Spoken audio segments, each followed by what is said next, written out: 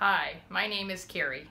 In October of 2019, I was diagnosed with stage 3 to stage 4 pancreatic cancer, considered to be inoperable due to vessel involvement.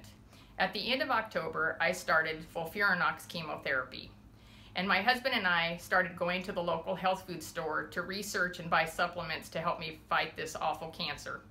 One day while we were at the health food store, a woman came up to my husband and she had overheard him talking to the sales associate about different things to fight cancer. She said to my husband, "Check on dog dewormer," which at first we both thought was kind of strange, but then my husband went ahead and researched it online and found Joe Tippin's protocol for taking fenbendazole to fight cancer.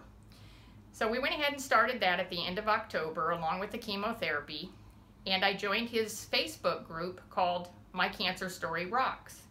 While reading on that Facebook group, I saw people mentioning a book called How to Starve Cancer by Jane McClellan.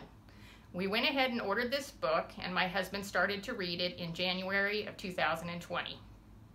In the book, he read about the different pathways that cancer feeds off to survive, and the different repurposed drugs and supplements that help block these pathways and stop cancer from growing.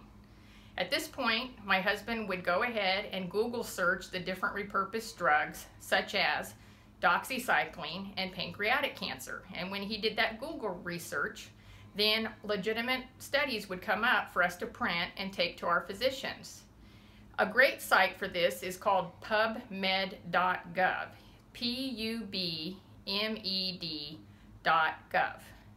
With these clinical studies in hand, we were able to convince our physicians to prescribe different repurposed medications as recommended by Jane in her book, How to Starve Cancer. She also writes in her book about high-dose IV vitamin C. We went ahead and started the high-dose IV vitamin C at the end of January.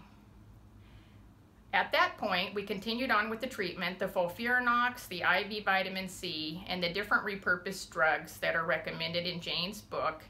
And in May of 2020, thank God, I was discovered to be no evidence of disease. I'm in remission. Thank you, Jane. I appreciate everything you did for us in this book.